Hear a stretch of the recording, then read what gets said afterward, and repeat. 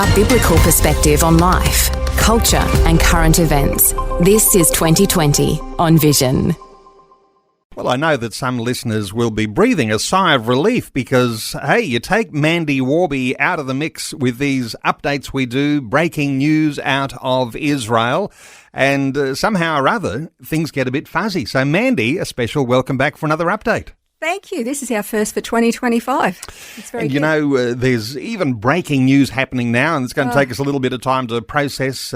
Big gathering, a press conference that's only just a little while ago between Donald Trump and Benjamin Netanyahu, but we'll get some updates on that as those things come to hand and listen to those things in the news. I don't really have anything to report on that because I need to be able to sit down and digest all of that and then find out where that's going to lead. So maybe we can talk about that more later, but nothing to report on that just yet. No, well, let's start with the big differences that it's making to the whole of the Middle East under a Donald Trump presidency, sweeping changes. How have you seen things? Well, what's been amazing with his presidency is like his very first day in office on Inauguration Day, I believe it was, he actually signed 200 executive orders. It's well over 300 now, but there was a handful of executive orders that directly impacted Israel. I'll quickly go through those. There was the executive order revoking sanctions imposed by the Biden administration on a number of Israeli citizens in Judea Samaria. They call those the settlements, and they have been demonized terribly. Very false and cruel accusations, but what it meant was that innocent business people who just happened to live in those communities in Judea Samaria have been summarily punished by these sanctions. Well, this executive order lifts those undeserved punishments. There was executive order restoring sanctions on the International Criminal Court. Now, as you know, Israel was unjustly had a suit brought against it. It was brought by South Africa and then backed by many other nations, a 57-member bloc of Islamic countries, including Saudi Arabia, Iran, Pakistan, Morocco, as well as Malaysia, Turkey, Jordan, Bolivia, Maldives, Namibia, the Arab League, Colombia, Brazil, and I believe Egypt. They all backed South Africa. Now, all of those countries have human rights violations that they themselves are very guilty of, but Israel demonstrably proves that they were not guilty of committing genocide or just a blanket punishment of an entire people. Quite the contrary. So that sanction has now been placed back on the ICC. There's an executive order defunding UNRWA because of the overwhelming amount of evidence of UNRWA not just both, but more than that, employing, supporting, assisting and funding Hamas. I mean, even the hostages, some that were released, said that they were actually held in UNRWA buildings. You know, UNRWA buildings, schools, admin offices and all the rest of it were used to assist, fund, aid, support and even participate in all the dealings of Hamas. And I know there's controversy around Australia's financial support for UNRWA as well, but let's not go down that rabbit hole right now. No, because that's a big rabbit hole. Okay, executive orders, I mean, Trump signed these on the very first day of his presidency. What else is in there? Okay, there's another order deporting visa holders in America involved in the pro-Hamas protests in the US. Remember that? There was all these pro-Hamas protests in support of what they did on October 7. There's a lot of these students at these unis, they are foreign students with visas to be there. Well, they're going home. They're going home. If you support terrorists and what they do, you're out as of now. And there's going to be punishments on American citizens too, because the US has very stringent anti-terror laws. You're not allowed to support, endorse, raise funds for, or champion the causes of terrorists. And so, if you're a foreign student or a foreigner living in America, and you supported pro-Hamas in those rallies or in your promotions, you're out. You're gone. And there might be some lessons in there for our legislators here in Australia as to how to take action, because it seems to be nobody knows what to do. Any more executive orders? Yes, there is another one. This one lifts restrictions on arms sales to Israel, including machinery and supply of 2,000-pound bombs. Now, the 2,000-pound bombs were never, ever going to be used on civilian areas and certainly not in Gaza. Gaza is very much desert, okay? And the terror tunnels that Hamas built were into basically the soft earth. They dug the tunnels and then they had to line them with concrete slabs. It's different terrain in southern Lebanon. All the terror tunnels were dug into solid rock. That is why they wanted the 2,000-pound bombs, not to bomb civilians. So the Biden administration said no because you're going to use them in Gaza, and Israel say no, we're not going to use them. Anyway, that has now been lifted, so that's great. Let's talk ceasefires. Yep. We know there's a ceasefire with Gaza. What about the ceasefire with Lebanon? Is there any update you can give? Yeah, the ceasefire in Lebanon was supposed to have finished by now. It began on November 24. Remember, Hezbollah was the one who started the war against Israel on the 8th of October, the day after the 7 October massacre. Tens of thousands of rockets and drones rained down on northern Israel, unprovoked. So once the IDF basically had cut the legs out from under Hamas with their capacity to do rocket attacks, they also had their own fight back against Hezbollah in the north and basically undercut their infrastructure as well as got rid of most of their leaders as well. And then, of course, Hezbollah wanted a ceasefire. So that is continuing, however, because along that buffer zone, south of the Litani River, I mean, apart from the fact that Hezbollah from day one broke the peace agreement and has done every day since, Israel, there's still so much infrastructure of tunnels, weapons caches, manufacturing sites, storage facilities of Hezbollah that Israel wants cleaned out in that southern area. So they got an extension until the 18th of February. So they're still clearing out all of that, terrorist infrastructure in the south of Lebanon. And hopefully they've got Lebanese government or the Lebanese leadership have promised that they're going to force Hezbollah to stay north of the Litani River according to Resolution 1701. But Hezbollah's already saying and preparing to move back into that area. Okay, doesn't bode well. Come back to Gaza. So we've got Israel there in the middle, Hezbollah in the north, Gaza there in that south little section there with Israel. The ceasefire there, hostages being released. What's your take on things that are happening today? Yeah, well, it was very concerning, actually, and a lot of people were happy that hostages were coming back, and I cannot tell you how many tears I've shed as these hostages have been released, some of them, not all of them. But there's still a lot of people very, very angry because to get this handful of hostages back, hundreds of terrorists have been released from prison. And statistically, about 80% of them always return to terrorism activities. So this does not bode well because, as we know, Yahya Sinwar, who masterminded October 7, was released in 2011 in a bid to get one Israeli soldier back, Gilad Shalit. And look what he did. So there's it's very difficult. They want their people back, but it comes at such a cost. But yes, the ceasefire continues in Gaza. Hostages are being released. They're about to start round 2. But what has been deplorable is the manner of the hostage release, the spectacle that Hamas has engaged in with giving them certificates of being hostages, gift bags, and the spectacle in front of the whole watching world with the International Red Cross participating in this debacle.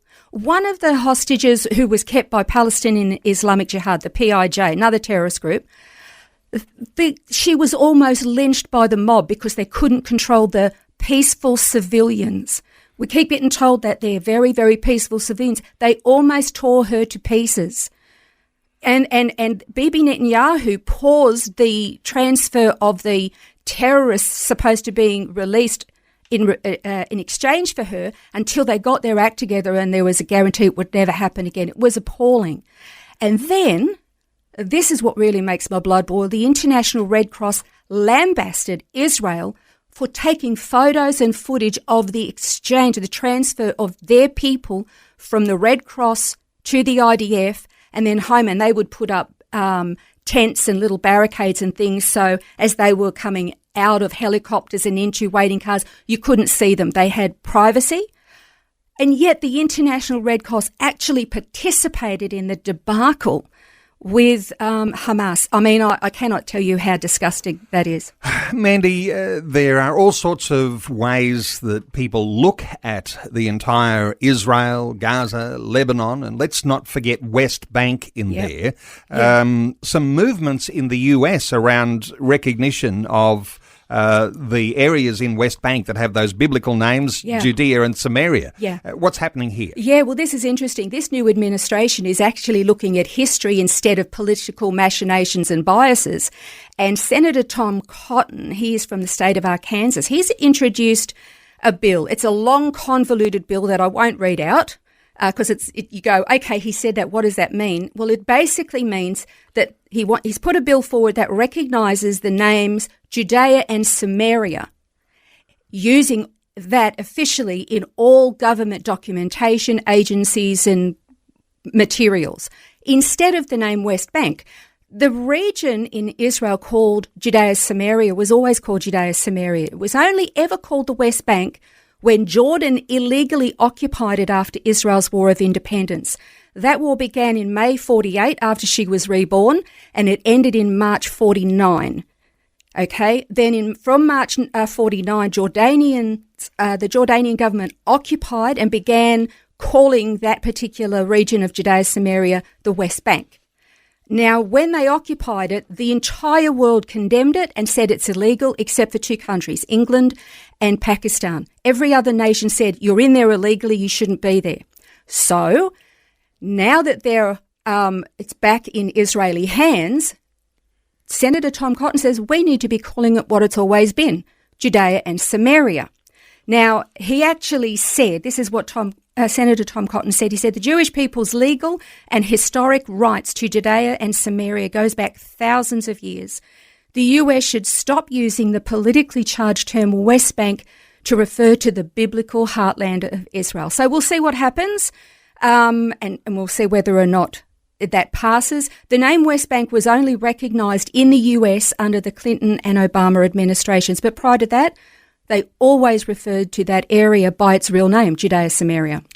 Mandy, out of time here, but, we're encouraged in Scripture. Pray for the peace of Jerusalem. And that's loaded with so much very, very significant spiritual intent as well. What's your encouragement to listeners to be prayerful about what's going on as things unfold in the Middle East? Yes, pray. Okay, that's essential, and pray. But for anybody who is confused about the facts of history, can I tell you, stop listening to the secular news media.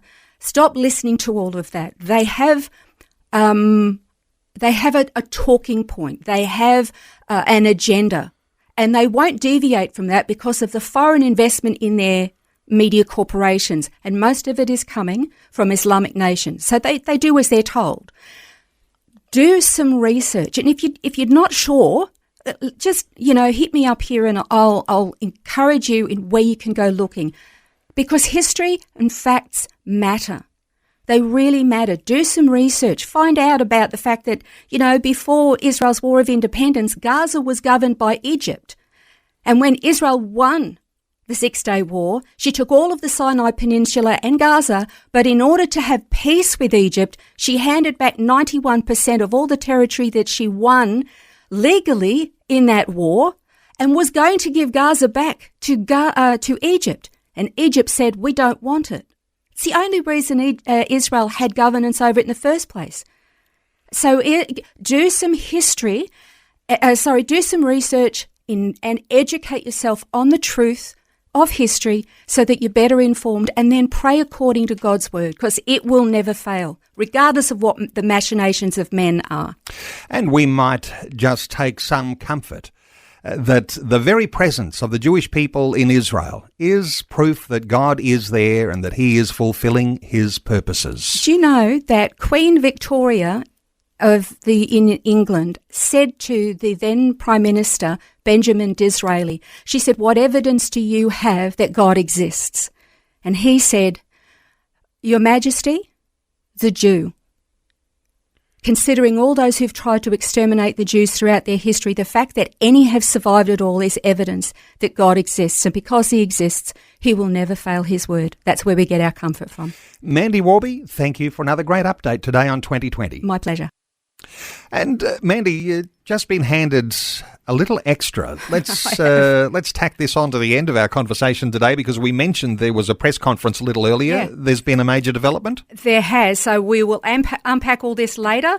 We don't have time now, but bullet point summary of the press conference just given by President Trump and Benjamin Netanyahu. Okay, this is what's been handed to me. 1, the US is going to take over the Gaza Strip. Number 2, Palestinians are expected to leave the Strip to neighbouring countries, perhaps permanently, although this has been rejected wholesale by the other Muslim nations in the Middle East. They're expecting that the rebuilding of Gaza could take between 10 to 15 years. They're going to put maximum pressure on Iran to prevent them becoming a nuclear power. Trump has not ruled out assisting Israel in dealing with Iran militarily if necessary, because they just cannot have Iran as a nuclear power. They're going to continue to push with the Abraham Accords to bring about normalisation between Israel and Middle Eastern nations such as Saudi Arabia. Watch this space. How's that going to be handled if they want the Palestinians leaving Gaza? We haven't heard from Netanyahu as to whether he's agreed to not recommence fighting if Hamas continues attacks, although in other times Donald Trump has said Israel has the right to defend herself, and also this kind of commitment could come at a pretty heavy cost to Israel depending on what he demands of her. So watch this space. There's That's a dot lot. points there, a lot to include just on a hand you the notes at the end of a conversation. Yep. We'll have to unpack some of those things on another time, but thanks so much, Mandy. Pleasure. Thanks for taking time to listen to this audio on demand from Vision Christian Media. To find out more about us, go to vision.org.au.